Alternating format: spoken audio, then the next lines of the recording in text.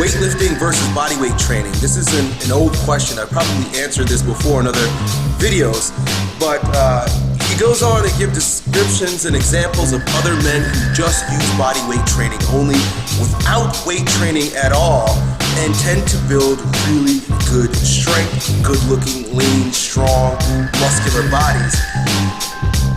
Artemis is a little confused. He's wondering, like, which one is it? So the very first thing is, it's both, right? Resistance is resistance.